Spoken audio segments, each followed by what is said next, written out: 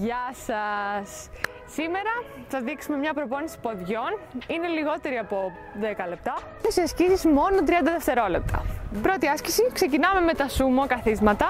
Ανοίγω τα πόδια μου, λες και είμαι σούμο. Και ξεκινάω, κάθισμα, σπρώχνω. Κάθισμα, σπρώχνω. Αυτό το κάνουμε για 30 δεύτερα.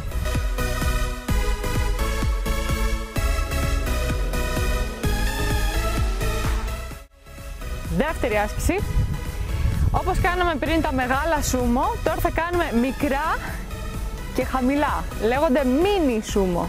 Οπότε γυρνάω και κάθομαι εδώ, χαμηλά. Χαμηλά, χαμηλά, χαμηλά.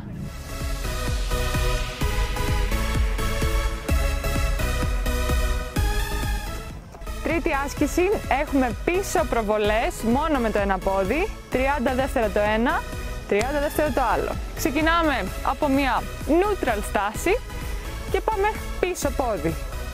Πίσω και σπρώχνω με τους γλυτούς και την κοιλιά μου. Πίσω, σπρώχνω. Πατάμε καλά τη φτέρνα και σπρώχνω με το γλυτό μπροστά. Πατάω καλά τη φτέρνα εδώ, σπρώχνω με το γλυτό.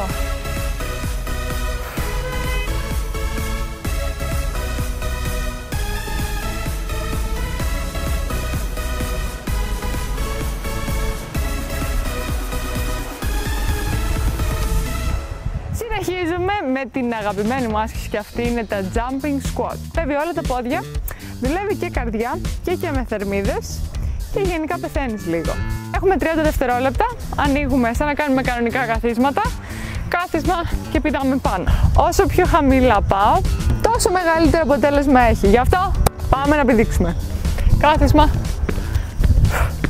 Βγάζετε και αέρα τώρα γιατί θα πεθάνετε.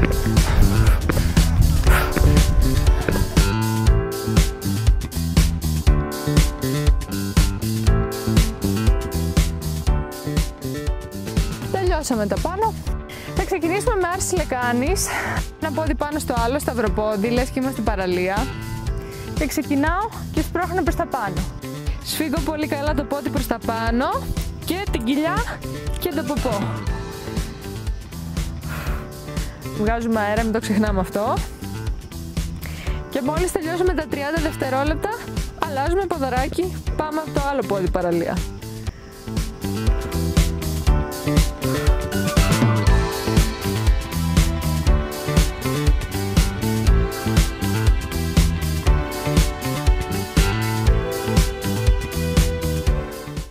Συνεχίζουμε με γλουτούς και έχουμε τα αγαπημένα μου donkey kick.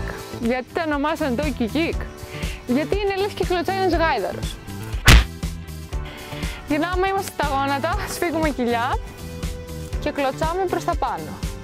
Μέσα και πάνω. Μέσα και πάνω.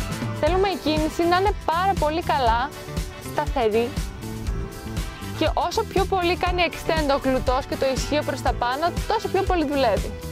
Δεν θέλω πάλι να κατεβαίνει, να βλέπω κάτι τρελά έτσι. Οκ. Σταθερά και ψηλά.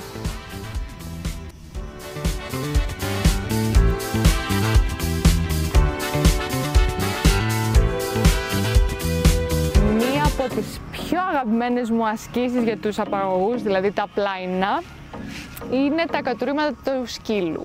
Γιατί τα λέμε κατουρήματα του σκύλου? Γιατί κάνουμε λίγο τους σκύλους και προσπαθούμε να κατουρίσουμε. Τι σημαίνει αυτό?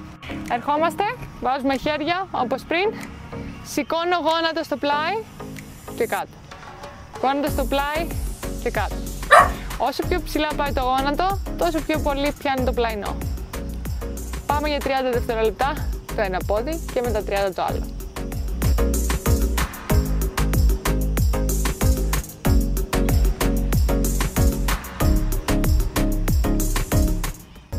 Τελευταία άσκηση, όπως κάποιες αθλήτριές μου λένε, έχουμε τα εσόμπουτα. Τι είναι τα εσόμπουτα? Είναι προσαγωγή, δηλαδή τα εσωτερικά των ποδιών. Ξαπλώνουμε λες και είμαστε πάλι στην παραλία. Φέρνουμε το ένα ποδαράκι μπροστά, το άλλο από κάτω και σηκώνουμε το κάτω. Είναι λίγο δύσκολη και άβολη άσκηση, αλλά πιάνει αρκετά. Οπότε σηκώνουμε το κάτω γρήγορα και πολλές φορές.